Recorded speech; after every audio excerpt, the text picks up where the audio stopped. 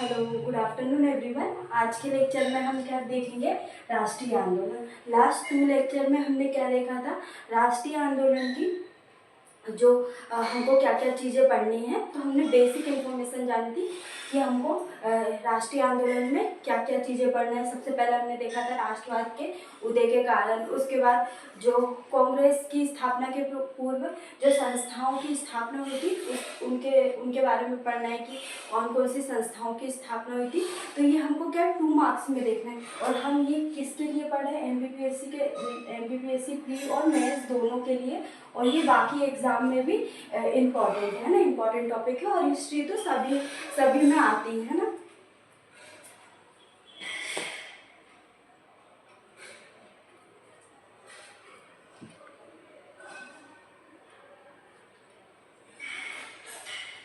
बाकी आप लोगों का लास्ट लेक्चर में हमारे जब मैंने आपको गवर्नर जनरल या वायसराय में जब आपको पढ़ा रही थी उस लेक्चर में किसी का कमेंट आया था और वो इतना पॉजिटिव था कि जिससे क्या मोटिवेशन भी मिलता है और कॉन्फिडेंट भी आता है। और मैं कोशिश करूँगी कि इससे भी अच्छा और भी पढ़ाऊँ और आपको एक ऑथेंटिक और अच्छा कंटेंट प्रोवाइड कराऊँ ना, जिससे आपका प्री और मेंस दोनों के ही पॉइंट ऑफ व्यू से बहुत अच्छा रहे, है ना। तो हम प्री का भी पढ़ेंगे और मेंस का भी पढ़ेंगे।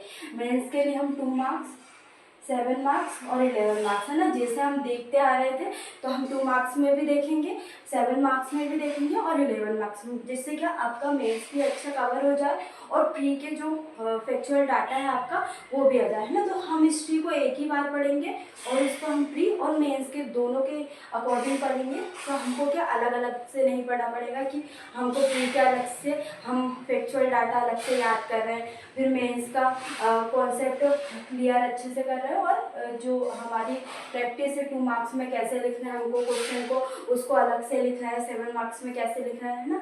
तो मैं आपको ये 2 मार्क्स, 7 मार्क्स और 11 मार्क्स के फॉर्म में ही आपको बता रही हूँ कि आपको कैसे लिखना है। जैसे अभी क्या हमने राष्ट्रवाद के उदय के कारण हमको बस आज के लेक्चर में इतना ही पढ़ना है ना, हम कम पढ़ेंगे पर अच्छे से पढ़ेंगे, है ना। तो राष्ट्रवाद के उदय के कारण में हमने क्या, हमको सिर्फ यही चीज़ें देखना है कि हमको पॉइंट अच्छे से पढ़ना है, क्योंकि ये 11 मार्क्स में आ सकता है और 2 मार्क्स में तो ये नहीं आएगा, ना ही 7 मार्क्स में, है ना। तो इसको सिर्फ हम 11 मार्क्स में देखेंगे। तो हमको इसको अच्छे से पढ़ना है क्योंकि 11 मार्क्स में हमको 200 वर्ड्स में लिखना है, तो हमको ज़्यादा लिखना पड़ेगा। इसलिए हमको इस टॉपिक को क्या समझते हुए पढ़ना पड़ेगा, है ना। और इसमें हम निष्कर्ष भी लिखेंगे। सबसे पहले हम प्रस्तावना लिखेंगे, उसके बाद हमारी मेन बॉडी रहेगी जिसमें हम क्या टॉप पॉइंट वाइज अच्छे से लिखेंगे। पॉइंट में भी छोटे छोटे पॉइंट में इसको समझाएंगे। इसके बाद निष्कर्ष लिखेंगे, है ना। अगर हमारे पास क्या जो 11 मार्क्स के जो क्वेश्चन है उसका पूरा जैसे क्वेश्चन पूछेंगे उसका पूरा आंसर फॉर्म में हमारा लिखा रहेगा, तो पेपर में ज़्यादा हमें प्रॉब्लम नहीं जाएगी, है ना। तो क्या क्या टॉपिक पढ़ना है एक बार ये देख लेते हैं। तो राष्ट्रवाद के उदय के कारण में क्या क्या पढ़ना है? औपनिवेशिक शासन का परिणाम थी राष्ट्रवाद का उदय और भारतीय पुनर्जागरण। तो भारतीय पुनर्जागरण और पाश्चात्य शिक्षा एवं चिंतन, है ना। तो पाश्चात्य शिक्षा का प्रभाव और प्रेस और समाचार पत्रों की भूमिका और तत्कालीन कारण में देखेंगे, है ना। तो इसमें भी हम पॉइंट में देखेंगे कि तत्कालीन कारण में क्या चीज़ थी जिससे राष्ट्रवाद का उदय हुआ था, है ना। तो सबसे पहले हम पढ़ेंगे औपनिवेशिक शासन। तो सबसे पहले औपनिवेशिक शासन का परिणाम पढ़ने से पहले हम ये देखेंगे कि औपनिवेशिक का अर्थ क्या होता है ना।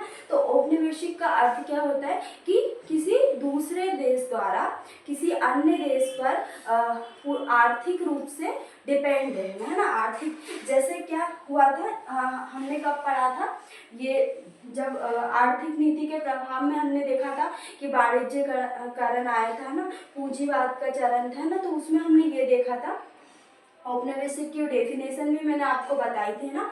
तो उसमें क्या ब्रिटेन के द्वारा भारतीय संपत्ति का प्रयोग कर रहे थे और कहाँ पे भेज रहे थे? ब्रिटेन में, है ना। तो भारतीय संपत्तियों का प्रयोग करना तो औपनिवेशिक की मैंने अच्छे से आपको परिभाषा भी बताई थी ना। तो इसमें हम क्या लिखेंगे कि विदेशी शासकों की विभेदकारी शोषणकारी नीति, है ना, जिसमें हम देखेंगे जो भू राजस्व व्यवस्था हमने देखी थी, इजारेदारी प्रथा देखी थी, है ना, रैयतवाड़ी व्यवस्था, तो यही थी विभेदकारी शोषणकारी नीति। आर्थिक नीतियों ने भारतीय कृषि, क्या है, भारतीय कृषि तथा पारंपरिक उद्योगों, उस समय क्या लघु उद्योग थे ना, कुटीर उद्योग थे ना, तो भारतीय कृषि और पारंपरिक उद्योगों को क्या कर दिया था, नष्ट कर दिया था, किसके द्वारा, तो ब्रिटेन के द्वारा नष्ट कर दिया था, अंग्रेजों के द्वारा ना। तो हमने ये अच्छे से पढ़ा था कि कब पूंजीवाद का चलन आया था, कब वाणिज्य चलन आया था, तो हमने ये सीक्वेंस में अच्छे से चीज़ें पढ़ी थी। इसका परिणाम क्या हुआ था ये हमने अच्छे से देखा था ना। तो आप हमारे, अगर आपको डिटेल में पढ़ना है कि इसका प्रारंभ कैसे हुआ है ना, इसकी शुरुआत कैसे हुई नष्ट होने की, किस भारतीय कृषि और पारंपरिक उद्योगों की, है ना, उसके बाद जो नष्ट होने पर आत्मनिर्भरतापूर्ण ग्रामीण अर्थव्यवस्था को क्या बना दिया था, औपनिवेशिकता में क्या परिवर्तित कर दिया था। भारतीय किस पे डिपेंड होने लगे थे, अंग्रेजों पे डिपेंड होने लगे थे ना। तो आत्मनिर्भर जो भारत था, आत्मनिर्भर भारत की ग्रामीण अर्थव्यवस्था को क्या कर दिया था, औपनिवेशिक में परिवर्तित कर दिया था ना। तो हम ये औपनिवेशिक शासन के परिणाम में ये पॉइंट लिख देंगे ना। और भी आप इससे, मैंने आपको इतना समझा दिया कि आप 1-2 पॉइंट और इससे लिख सकते हैं ना। इसके बाद हम देखेंगे भारतीय पुनर्जागरण। अब जैसे हमने देखा था कि भारतीय पुनर्जागरण के पिता किसको कहते हैं, तो मदन मोहन मालवीय, राजा राम मोहन राय, राजा राम मोहन राय, है ना, राजा राम मोहन राय को भारतीय पुनर्जागरण के पिता कहते हैं ना। जब हमने धार्मिक और सामाजिक आंदोलन पढ़े थे तब हमने देखा था राजा राम मोहन राय को क्या भारतीय पुनर्जागरण के पिता कहते हैं ना। इसमें क्या हुआ था भारतीय पुनर्जागरण में, तो भारतीय पुनर्जागरण 2 स्वरूपों में सामने आई थी ना। तो हम ऐसा लिख सकते हैं कि भारतीय पुनर्जागरण 2 स्वरूपों में सामने आई थी ना, कि मतलब 2 रूपों में सामने आई थी। एक तो क्या था, राष्ट्रवाद की भावना का, जो राष्ट्रवाद की भावना है उसको आश्रय दिया था।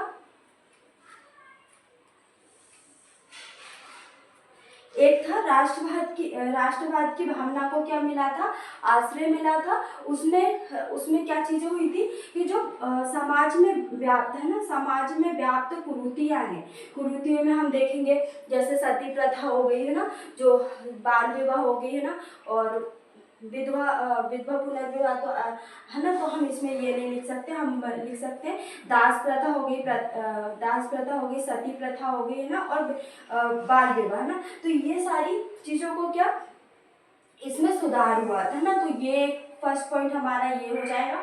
और सेकंड पॉइंट क्या लिखेंगे हम कि स्त्रोतों के अधिभार, क्या हुआ, स्त्रोतों के जो भी सोर्स थे ना, स्त्रोतों के अधिभार के सिद्धांत के विपरीत क्या हुआ था, स्त्रोत तो भारत के पास क्या थे, लिमिटेड थे ना, कि अधिभारों के सिद्धांत के विपरीत भारतीय संस्कृति के गौरव को क्या किया था, स्थानांतरित किया था ना।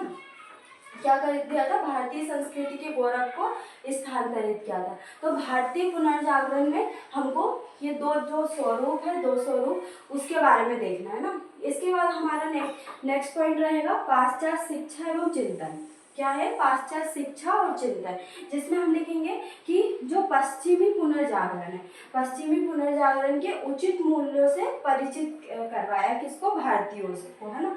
तो जैसे क्या था कि किसी भी अगर हम किसी भी चीज़ को अपनाते हैं तो उसमें अच्छा पक्ष भी होता है और बुरा पक्ष भी होता है ना, तो दोनों पक्ष होते हैं ना उसमें। तो पाश्चात्य शिक्षा का क्या अच्छा पक्ष भी था और बुरा पक्ष भी था ना। तो उसमें क्या हमने अच्छे पक्ष को उचित मूल्यों को क्या भारतीयों को क्या परिचित करवाया है ना, जिससे क्या राष्ट्रवाद का उदय हुआ। तो जो भारतीय है वो पाश्चात्य शिक्षा के उचित मूल्यों से क्या हुए थे, परिचित हुए थे। उसके बाद राष्ट्रवाद का उदय हुआ था, और राष्ट्रवाद के उदय में या राष्ट्रीय आंदोलन या स्वतंत्र होने में इसने महत्वपूर्ण भूमिका निभाई थी, है ना। इसके बाद हम देखेंगे प्रेस व समाचार पत्रों की भूमिका ना। तो नेक्स्ट पॉइंट हमारा ये रहेगा, हमारा 5th point, first second, third और ये फोर्थ, है ना। तो प्रेस एवं समाचार पत्रों की भूमिका बहुत ज़्यादा थी कि उससे क्या हो रहा था, जो प्रेस और समाचार पत्रों के माध्यम से क्या ब्रिटिश उपनिवेशवादी नीति की क्या मानसिकता से क्या लोगों को, भारतीयों को क्या अवगत कराया जाने लगा। किसके द्वारा? तो प्रेस और समाचार पत्रों के द्वारा जो ब्रिटिश उपनिवेशवादी नीति है उसकी मानसिकता से लोगों को क्या अवगत कराया गया था, है ना। जिससे राष्ट्रवाद के उदय में ये प्रमुख कारण में से एक है ना। इसके बाद हम देखेंगे तत्कालीन कारण में हम देखेंगे इल्बर्ट बिल, है ना। तो इल्बर्ट बिल का पारित होना और भी जो अनेक ऐसी शोषणकारी नीति थी जिससे क्या राष्ट्रवाद का उदय हुआ था ना, जिसमें क्या भारतीयों की भावना भारतीयों में क्या आक्रोश की भावना जागृत हुई थी। उसके बाद राष्ट्रवाद का उदय हुआ था और जो कि राष्ट्रवाद के उदय के बाद जो राष्ट्रीय आंदोलन में परिवर्तित हो गई थी, है ना। तो हम तत्कालीन कारण में ये सारी चीज़ें लिख सकते हैं ना। तो हमने आज के लेक्चर में क्या क्या देखा, हम एक बार और रिवीजन कर लेते हैं। हमने राष्ट्रवाद के उदय के कारण देखे थे, जिसमें औपनिवेशिक शासन का परिणाम थी क्या, राष्ट्रवाद का उदय, जिसमें हमने देखा कि औपनिवेशिक का अर्थ क्या है। इसके बाद हमने भारतीय पुनर्जागरण देखा। भारतीय पुनर्जागरण हमने दो स्वरूपों में देखा ना। तो दो स्वरूप हमने देखा कि राष्ट्रवाद की भावना को आश्रय मिला, जिसमें जो समाज में व्याप्त कुरीतियां हैं उसको समाप्त किया गया, है ना। और दूसरा, स्त्रोतों के अधिभार सिद्धांत के विपरीत भारतीय संस्कृति को गौरव प्राप्त हुआ, है ना। इसके बाद पाश्चात्य शिक्षा एवं चिंतन। तो इसमें हमने देखा जो पश्चिमी पुनर्जागरण के जो उचित मूल है उससे क्या भारतीयों को परिचित करवाया। इसके बाद हमने देखा प्रेस समाचार पत्रों की भूमिका, है ना। प्रेस और समाचार पत्रों के माध्यम से ब्रिटिश उपनिवेशवादी नीति से क्या उपनिवेशवाद की मानसिकता से क्या लोगों को अवगत करवाया, भारतीय को अवगत कराया। उसके बाद हमने तत्कालीन कारक में देखा। तो तत्कालीन कारण में हम लिख सकते हैं, ये तो आप इतना तो आपको पता ही है ना, हमने इतनी सारी चीज़ें पढ़ ली। तो इल्बर्ट बिल, है ना, और जो हमने वायसराय पढ़े थे उनके समय क्या घटनाएं घटित हुई थी, तो हम उसका इस चीज़ में लिख सकते हैं ना। और निष्कर्ष आप खुद ही बनाएंगे कि हमको निष्कर्ष में क्या लिखना है। तो निष्कर्ष में आपके विचार रहेंगे, तो इसमें क्या आप और भी ज़्यादा, मुझसे भी ज़्यादा बेहतर लिख पाएंगे। इसलिए निष्कर्ष आप ही लिखोगे। और प्रस्तावना में हम लिख सकते हैं कि भारत में राष्ट्रवाद के उदय होने के निम्नलिखित कारण है, हम जिसको हम निम्न प्रकार से देखते हैं ना। तो ये निम्न प्रकार से ना भी लिखो तो बस इतना ही लिखना है कि भारत में राष्ट्रवाद के उदय होने के निम्नलिखित कारण है ना। तो हम कारण में ये पहले पॉइंट लिख देंगे और उसके बाद अगर हमारे पास स्पेस तो बहुत रहेगा तो पॉइंट पहले सब सारे पॉइंट लिख देंगे, उसके बाद पॉइंट को हम डिस्क्राइब कर देंगे। तो हमारा ये 11 मार्क्स में क्या क्वेश्चन बहुत अच्छे से रहेगा ना। तो हम ये पहले से ही अच्छे से पढ़ेंगे, तो इससे क्या हमारा 11 मार्क्स का जो क्वेश्चन है वो एक फिक्स हो जाएगा कि हमने इसको अच्छे से पढ़ लिया है ना।